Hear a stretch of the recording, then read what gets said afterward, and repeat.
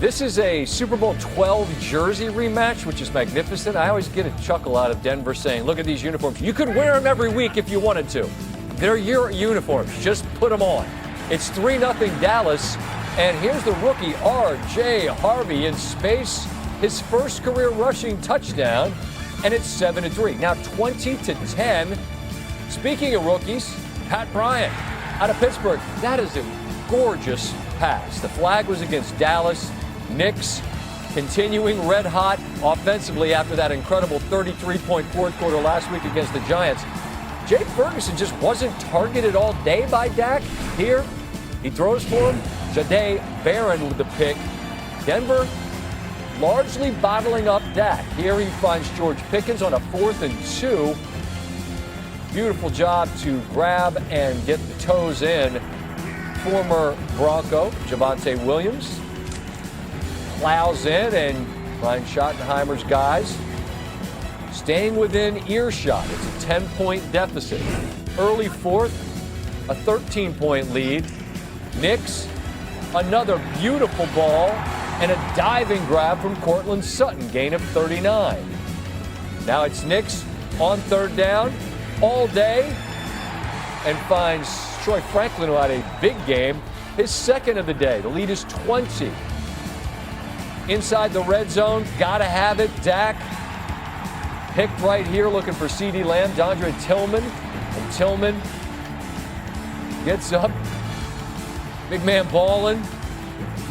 Had a bit of a convoy, but gets caught from behind. Dak in disbelief, his second pick of the day. Could not afford that. Denver, again, it's a third down touchdown, and again, it's Harvey. And the Broncos, Sean Payton, smoked the Cowboys by 20. I loved the fact that we took one of the top defenses in football against one of the best offenses, and we won, all right, on that side of it. And then the other side of it, it wasn't close. It wasn't close, and this Denver defense has got a bunch of dudes on it. And in this particular game against Dak, who has been red hot all season long, they largely bottled him up. What did they do well? Third down, they double A gap mug, so they walk 2 linebackers up into the A gaps, and it makes you kind of prepare for it because it can mess with your protection. And so what Dallas did, they said, look, we're going to walk Javonte Williams up in there. He's going to be a protector of one of those backers so the center can have the other. But now you got 5 single blocks. And you got 5 single blocks, Scott, against really talented pass rushers. Somebody's going to win. Similar situation here. Same exact look, but now they bring the free safety on top of it and get a free runner because of where they have Javonte Williams lined up to block the inside backer. Do it one more time, and third and medium. You think, okay, well, like Dak Prescott, when you do pick it up, he'll hit that, right? No, like why does Dak Prescott miss a wide open guy when he's been playing like an MVP?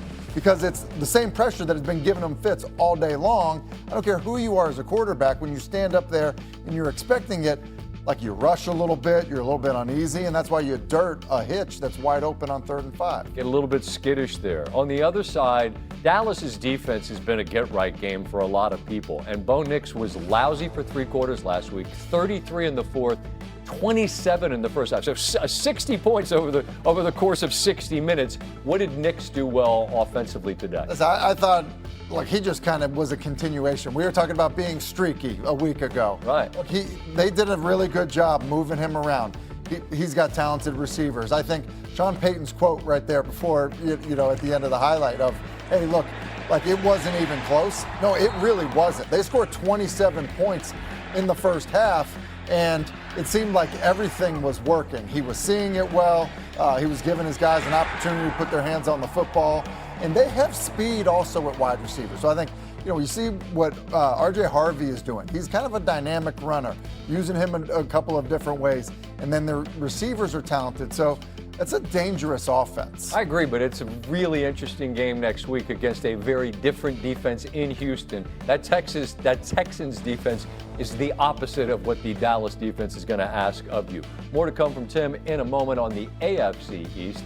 A gigantic story in college football. And for more, we take you back out to the site where the lead analyst of the NFL on CBS joins us now. Tony Romo, I want to go defense first here on the Broncos because they jump off the screen at you, whether it be the personnel, the execution. But is there something you're seeing right now with that defense that maybe we don't pick up at first glance? What do they do that makes them so special? Well, I think the biggest thing is their ability to pass rush, the combination. It's almost like complementary football. So the defensive backs understand there's a time clock in their brains, so they don't have to cover a second move more than 3 steps. They don't have, so it's really well done. And they have a pressure package that's really high, but it's the front right now, and Bonito is playing at such a high level. And if one guy gets around the quarterback right away, everyone is a better player. And then from there, I feel like Vance Joseph does a really good job of disguising the defense. And that makes it where your eyes start in the wrong spot as a quarterback. You start here, oh shoot, it wasn't what I thought. And then you come back here, it's too late. And that's why they're on a historic rate right now for sacks. They get this one done without Surtain in the second half.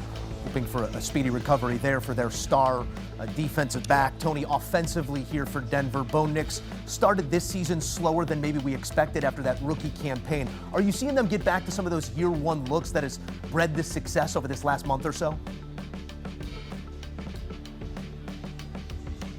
Yeah, today was a little different in some ways. The Cowboys are banged up in the secondary. They ended up figuring out, in that second quarter of where to attack. And other than Bo Nix's big mistake early, which really made them have one of their worst starts, even though they've kind of been a slow starting team, they came back on fire the rest of the half. And there's so much of that is the defense getting stops and everything. But I felt like Sean Payton's ability to get an 11 personnel, 3 wide receivers, 1 tight end, and 1 running back was the real difference maker here, because that made Dallas have to bring in all the backup secondary people.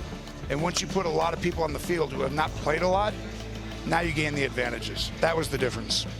Tony, we saw some tape late in this one of a shootout in 2013. Broncos 51, Dallas 48. Romo 5 touchdowns I got him down for in that one. But it was a day when the defense struggled for you in Dallas, not the only day that season. What does that do to a locker room, that experience of one side's going, the other isn't? We've seen that throughout this year for Dallas, maybe not specific to today's experience, but can that cause a schism in a locker room?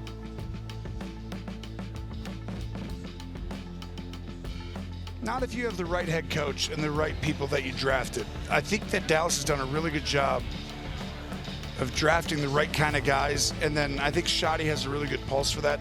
Today was obviously, they underperformed from what their standard is, but they went against a really good ball club. But you still expected them to make this a tighter game. I think they got to get a little bit better on the road as far as their communication. Way too many pre-snap penalties, little things that can really affect the game, and I felt like that played out that way today. And once the team kind of gets going at home, they can run away from you when you get one-dimensional, especially against a team who can rush the passer the way they did. High scoring at high altitude. Tony Romo, always appreciative of your time. They're from Denver. Thank you.